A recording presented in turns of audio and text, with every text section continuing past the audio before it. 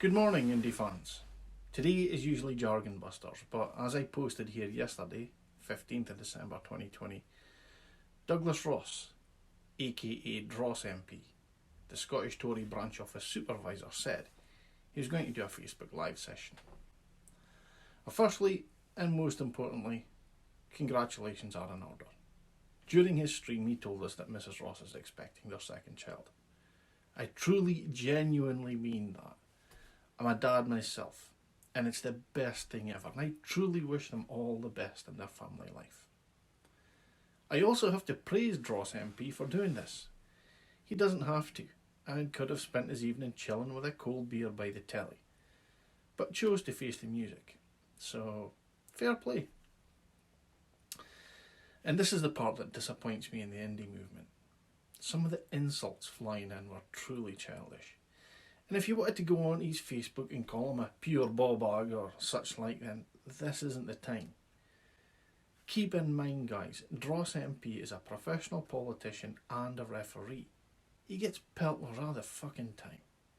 And he got to waste time by commenting on just how moronic some of the insults were. Time in which he could have been answering proper questions. Now, predictably, DrossMP chose some pretty tame questions with some pretty predictable answers, but to his credit, he did take on some from folk who are clearly not Tory fans.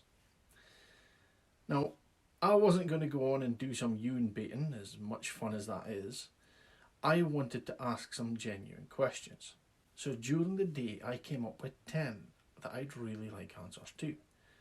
I'm kind of hoping that if I post this link on his page, we might get some answers from him. Question 1. The Scottish Conservatives were quite correct when they pointed out that almost half of all first wave COVID deaths in Scotland were in care homes. 47% in Scotland versus 30% in England. But the same statistical analysis revealed that in the first wave, both countries lost approximately 5% of their respective care home populations, which makes things look a bit more equal, if equally bad. But if you flip the first set of statistics over, it also reveals that in the first wave, 53% of Scottish COVID deaths were in the general population versus 70% for England. Given that we've statistically proved in care settings both nations did equally badly, can you answer why Scotland is doing significantly better in keeping the general population alive than England? And what lessons could Boris Johnson learn from Nicola Sturgeon? Question 2. At the beginning of the COVID-19 pandemic, it was said by one of the PM's scientific advisors that they expected a death toll of about 20,000. And though that would be regrettable, it was somehow acceptable. As of today, we are at 64,402. Also at the beginning of the pandemic, Jacinda Ardern said that she would not endorse a solution that allowed tens of thousands of New Zealanders to die. As of today, their death toll is 25. When will the UK government accept and admit that they should have followed the lead of countries like New Zealand and Australia? What are the differences between us and them that led to such a gaping chasm in our COVID death tolls? Question 3. Can you explain why Baroness Dido Harding is the best person to hold such a key position in the UK's fight against COVID-19? You see, I'm struggling to understand, given her disastrous record in the business world, particularly at TalkTalk, why she should be put in charge of anything more demanding than a school fete. Could you perhaps inquire as to why John Penrose MP, the government's anti-corruption champion, hasn't investigated her appointment and the many contracts awarded to people connected with the Conservative Party? Question 4. Given that the EU referendum was a UK-wide decision, is it fair to the rest of us that only one part of the UK will still have access to the EU single market and the UK internal market after the transition period ends? We all know why this privilege was extended to Northern Ireland, but is there any good reason it has not been extended to Scotland? And what, if any, representations did you make to the UK government to have that privilege extended to us? Do you think that Leave voters, particularly business-owning Leave voters in mainland UK, voted to put Northern Ireland at such a massive economic advantage to their own areas? Do you think it is fair, either democratically or economically, that the only part of the UK not getting what it wants from Brexit is Scotland? Given that Baroness Ruth Davidson MSP and David Mundell MP said they would resign if this happened, when do you expect to receive their resignations?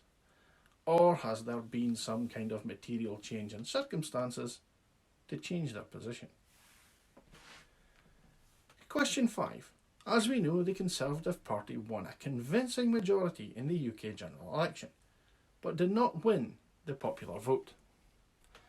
As the UK government, the party have wielded that majority more than once since taking power. Would a Holyrood seat majority be enough for a winning party to act in a similar manner to the UK government post-Scottish election in May 21? Question 6. As I'm sure you're aware, the phrase once in a generation is often used in politics. Boris Johnson used it informally to describe the general election in 2019, using nuance and current context against the backdrop of Brexit. Alex Salmond used it informally to describe Indy Ref 1, using nuance and current context against the backdrop of the previous referendum in the 1970s. Can you explain why the use of nuance and context is exclusively reserved for Conservative politicians? I.e., why can Boris Johnson use nuance and context, but when Alex Salmond says something, it is to be set in stone?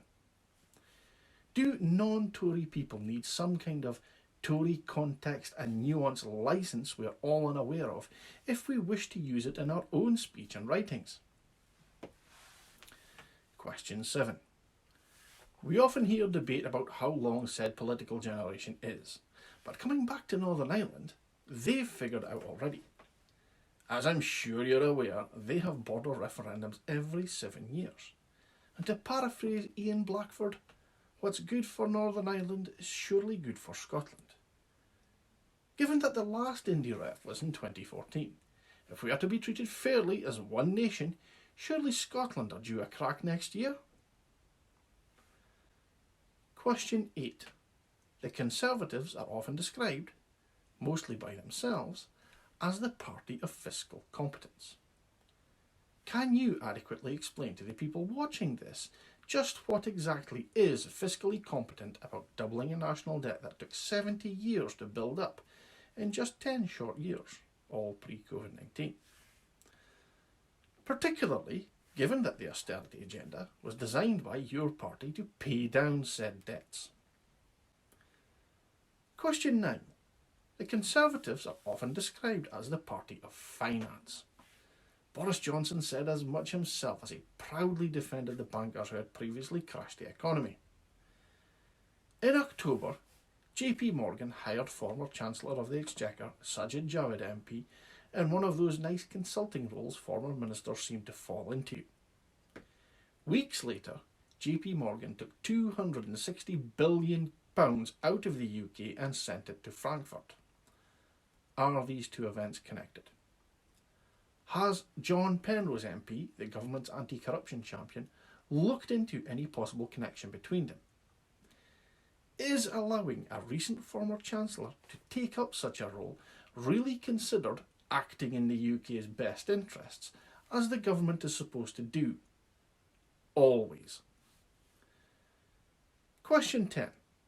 Finally, your party has spent the last 4.5 years trying to convince everyone in the UK about the virtues of returning sovereignty, taking back control of our money, our laws, our borders. If this is going to be so beneficial to the UK, what exactly is preventing a similar return of sovereignty and control being equally beneficial to Scotland? Well, Mr. Ross, the ball is in your court. DaviePHD.